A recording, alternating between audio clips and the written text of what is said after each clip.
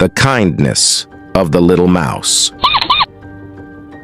Once upon a time in a lush green forest, there lived a little mouse named Max. Max was not just any mouse. He was known for his big heart and kind spirit. He loved helping others, whether it was sharing his food or lending a paw to those in need. One sunny day, while Max was out gathering seeds for his dinner, he heard a faint cry coming from a nearby bush.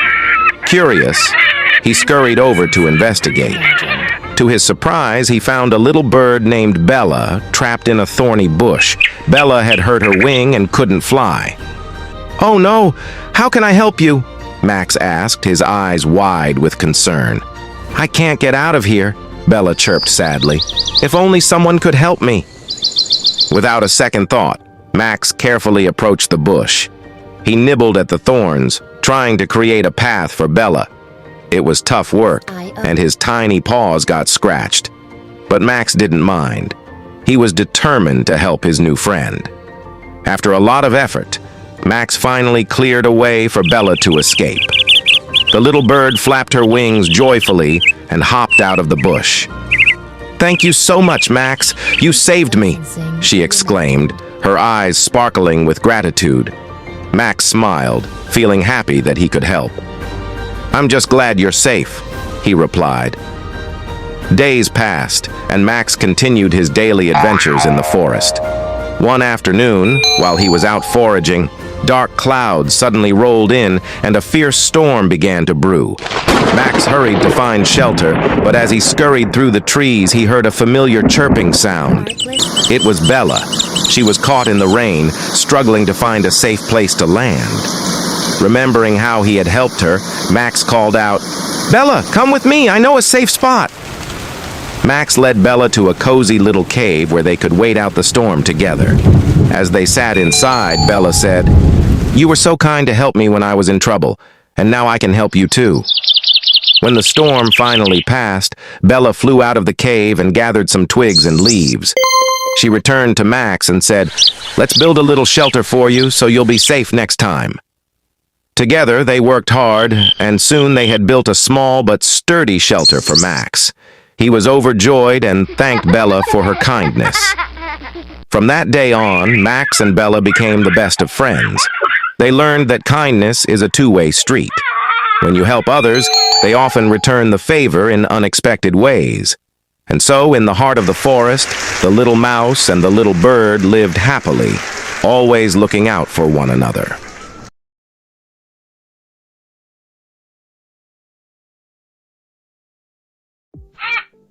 Grew. Once upon a time, Grew was flying in search of water. After a long search, finally he spotted a pitcher in a garden. Excited, he flew down to the pitcher, but when he looked inside, he was disheartened to find that there was only a little water at the bottom, for too low for him to reach with his beak. The crow threw hard about how he could get to the water, but he noticed that the pitcher was heavy and could not be dropped over. And then he had an idea. He looked around and saw some bubbles scattered on the ground. The clever crow began picking up the pebbles one by one and dropping them into the pitcher. With each pebble he dropped in, the water level rose a little higher. The crow continued his process, dropping pebbles into the pitcher until at last the water level rose high, enough for him to drink. The crow happily quenched his thirst and flew away, feeling proud of his cleverness. Once upon a time, in a sunny little village, there lived a cheerful girl named Lily. One day, while exploring the meadow, she stumbled upon a fluffy white rabbit with big, curious eyes. The rabbit looked lost, so Lily gently picked it up and named it Snowball. Every day after school, Lily and Snowball would play together. They chased butterflies, picked wildflowers, and shared delicious carrot snacks. One sunny afternoon, they discovered a hidden garden where his rabbit's family lived. They were very happy to see this, and Snowball was reunited with his family.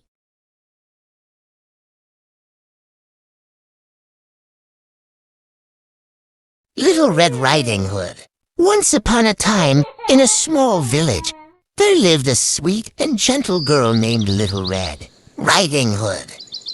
She was called so because of her bright red cloak that her grandmother had made for her. One day, Little Red Riding Hood's mother asked her to visit her sick grandmother, who lived in a cozy cottage in the woods. She packed a basket with freshly baked cookies and set off on her journey. As she walked through the forest, she encountered a sly and cunning wolf. The wolf had ill intentions and asked Little Red Riding Hood where she was headed. "I'm going to see my sick grandmother," she replied. The wolf quickly ran ahead, reaching grandmother's cottage before Little Red Riding Hood. He tricked grandmother and swallowed her whole. When Little Red Riding Hood arrived, the wolf disguised himself as grandmother and waited in bed. "Grandmother, what big eyes you have!" Little Red Riding Hood exclaimed. "All the better to see you with, my dear," replied the wolf. "Grandmother, what big teeth you have! All the better to eat you with," the wolf shouted, revealing his true identity. Just as the wolf was about to pounce, Little Red Riding Hood noticed something was amiss and cleverly delayed him by asking for water to drink. Meanwhile, a brave woodsman happened to pass by and heard Little Red Riding Hood's cries for help. He rushed in and saved the day by cutting open the wolf's stomach with his axe. Out came grandmother, shaken but unharmed. The wolf was punished for his evil deeds, and Little Red Riding Hood learned a valuable lesson about being cautious when talking to strangers. From then on, Little Red Riding Hood visited her grandmother frequently, always remembering to be mindful of her surroundings. The story of Little Red Riding Hood teaches children the importance of 1. Being aware of their surroundings. 2. Being cautious when interacting with strangers. 3. Appreciating family and community. Once upon a time, in a small village, there lived two best friends, Timmy and Emma. They were inseparable and shared everything with each other. However, they both had one thing in common. They were afraid of the dark. Every night, when the lights went out, Timmy and Emma would huddle together, too scared to move or sleep. They believed that monsters lurked in the shadows, waiting to grab them. One day, their wise old teacher, Mrs. Thompson, asked them, "What's holding you back from being brave?" Timmy and Emma looked at each other and whispered, "The dark." Mrs. Thompson smiled and said, "Fear is like a shadow. It follows you, but it has no power over you. Face your fears, and you'll discover bravery within." That night, Timmy and Emma decided to face their fears together. They took a deep breath, lit a flashlight, and ventured into the darkness. At first, they trembled with fear, but as they walked, their confidence grew. Suddenly, they heard a strange noise. Instead of running, they shone their light towards the sound and found a lost kitten. They picked it up, comforted it, and realized that the dark wasn't so scary after all. From that day on, Timmy and Emma became known as the bravest kids in the village. They learned that facing their fears and helping others made them stronger and more courageous. Remember, kids, bravery is like a muscle. It grows stronger with practice. Face your fears, and you'll discover a hero within. Upon a time, in a lush garden, a delicate rosebud named Luna blossomed. She was a rare, exquisite variety, with petals as soft as silk and a fragrance that filled the air. Luna felt like a queen, admired by all who passed by. But as she bloomed, she began to notice the world beyond her garden. She saw how people would pick and discard flowers, never truly appreciating their beauty. One day, a strong wind swept through the garden, and Luna found herself torn from her stem. She drifted through the air, feeling lost and alone. As she floated, Luna met a wise old dandelion who told her, "True beauty lies not in appearance, but in the joy and life you bring to others." Luna realized that her purpose was not just to be admired, but to spread love and happiness. She began to share her fragrance and beauty with those around her. As she traveled, Luna met people from all walks of life. She brought comfort to a grieving heart, joy to a child's birthday, and peace to a busy street. Luna's journey taught her that true beauty is not fleeting, but eternal.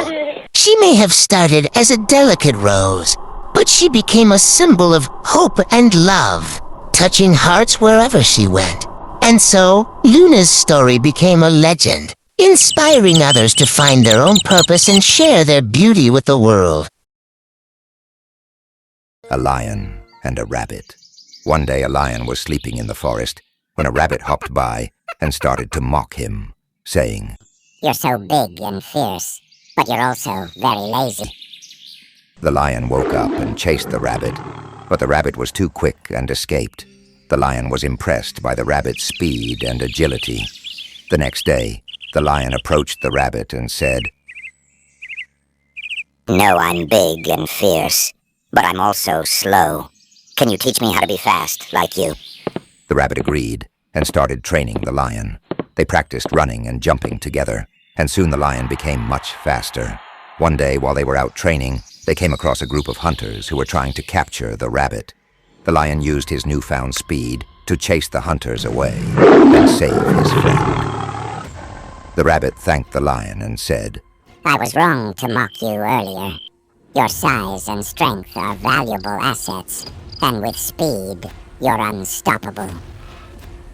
The lion smiled and said, "I learned that even the smallest creatures can teach us something new, and that friendship can make us stronger."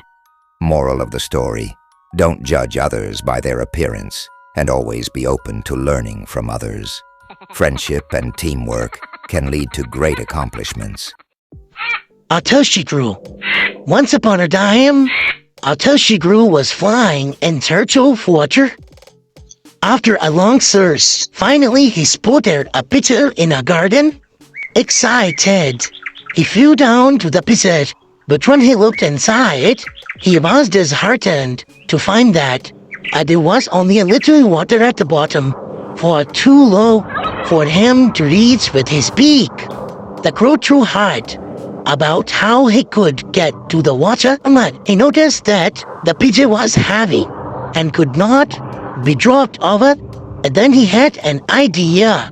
He looked around and saw some bubbles scattered on the ground. The clever crow began picking up the pebbles one by one and dropping them into the pitcher. With each pebble he dropped in, the water level rose a little higher. The crow continued his process, dropping pebbles into the pitcher until at last the water level rose high, enough for him to drink.